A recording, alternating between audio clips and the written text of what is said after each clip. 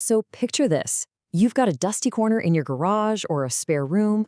What if you could turn that exact spot into a highly profitable, low-barrier food production business? Well, welcome to this explainer. Today, we are opening up the Mushroom Playbook to see exactly how everyday people are tapping into this massive agricultural opportunity entirely without needing acres of land or a ton of startup capital. Okay, just look at that number right there, $8 to $16. That, my friends, is the retail price per pound for gourmet mushrooms. I mean, we're talking about a massive financial opportunity literally sitting right under your roof, completely fueled by this skyrocketing demand from farmers markets, local restaurants, and health-conscious shoppers. All right, here is our Opportunity to Operations playbook. We'll be quickly running through 1. The gourmet mushroom boom. 2. Cultivation and climate control. 3. The rules of organic. 4. Real-world financial feasibility. 5. Strategies for selling. And finally, 6. Scaling for the future. Let's get into it. Section 1. The gourmet mushroom boom. Low cost, high yield. Now, you might be wondering about the legal side, right? It turns out there's a massive misconception here. People hear the phrase selling food from home and they immediately panic about strict cottage food laws or needing a commercial kitchen. But here's the secret. Cultivated mushrooms are classified simply as fresh produce.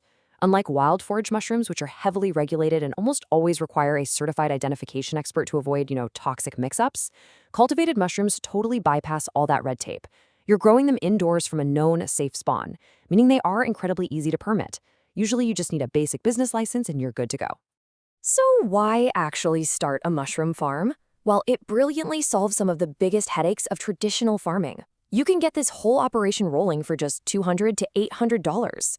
You absolutely don't need to buy expensive farmland because it's all indoors and incredibly space efficient. Plus, you get reliable, year-round production completely immune to seasonal weather changes. Oh, and the turnaround time? It's lightning fast. A full cycle from inoculation to harvest only takes about 5 to 7 weeks. Section 2. Cultivation and climate control. Hitting exact metrics. To actually hit those high yields, you absolutely have to dial in your environment. During the spawning stage, your mycelium wants to be nice and warm, right around 75 to 80 degrees Fahrenheit. But to trigger the actual fruiting, you have to drop that temperature down to about 60 to 74 degrees. And let me tell you, they are incredibly thirsty for humidity. We're talking 80 to 95%. What's really wild is that today, AI and smart home automation are stepping in to handle all this precise fresh air exchange and humidity control. It's making commercial-level precision totally accessible to the everyday home grower. These mushrooms are super sensitive to environmental shifts. But having precise climate control isn't just about maximizing your yield. It actively prevents devastating diseases from taking over your crop. But hey, don't let the phrase precise climate control freak you out or make you think you need $1 million facility. Honestly, a simple wire shelving unit draped in plastic, something growers call a Martha tent, paired with a basic humidifier on a timer, is really all it takes to achieve this ideal climate without breaking the bank. Section 3. The Rules of Organic. MOFGA Guidelines. Okay, let's walk through the organic life cycle for those of you looking to tap into that premium organic market. First up, your spawn, the actual propagation material, must absolutely be certified organic. Second is the substrate they grow on. Interestingly enough, the substrate materials themselves aren't subject to organic certification. They're just considered an approved input. Third, you can only use non-synthetic inputs for your fertility and pest control. And fourth, your post-harvest handling is heavily regulated to prevent any cross-contamination with prohibited substances. Now, earning that certified organic badge, it requires a seriously meticulous level of record keeping. The rules here are incredibly strict.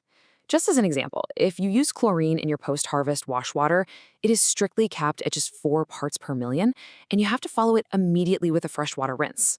For pest control, you've got to stick to natural methods, like using the naturally occurring bacteria Bacillus thuringiensis to manage fungus gnats.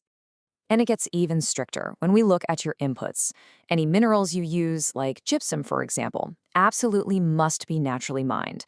No chemical processing allowed whatsoever. The real secret to staying compliant while still keeping your harvest yields high is relying on approved, non-synthetic fertility inputs like soybean meal or alfalfa meal. Section 4. Real-world financial feasibility.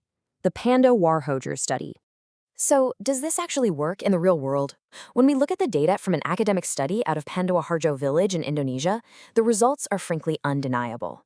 A net benefit to cost ratio of 1.54 and a gross ratio of 1.10 mathematically prove feasibility, right? Because anything over 1 is a green light.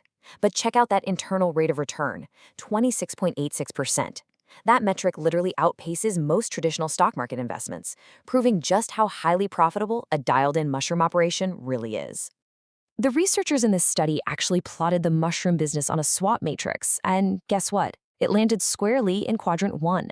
If you're into business strategy, you know that sitting in Quadrant 1 means the business model has enormous internal strengths and is surrounded by major environmental opportunities.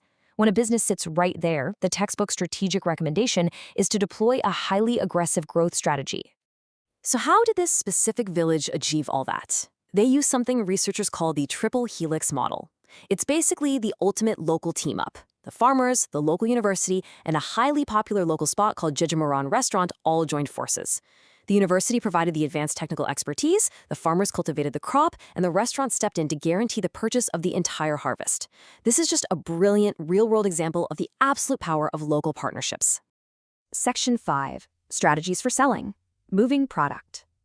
All right, now that we know it works, let's talk about actually moving your product. Just look at these massive profit margins. Your growing costs are only taking up about 30 to 50% of the total pie. That means it only costs you roughly $2 to $5 to grow a pound of mushrooms. Because direct-to-consumer retail is sitting at $8 to $16, you are looking at an absolutely incredible 50 to 70% profit margin.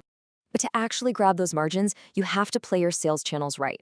Farmers markets, those are going to be your bread and butter for fetching absolute peak retail prices and really engaging face-to-face with your community. Restaurants and local chefs are your reliable wholesale channel. Sure, you'll only sell to them at about 50 to 70% of retail, but they guarantee that weekly, consistent, recurring volume that pays the bills. And finally, online pre-orders. These are amazing because they allow you to harvest exactly what you have already sold, totally eliminating waste. Which brings us to the golden perishability rule, and this is absolutely crucial. Never, ever use sealed plastic. Mushrooms are living things, they need airflow to survive.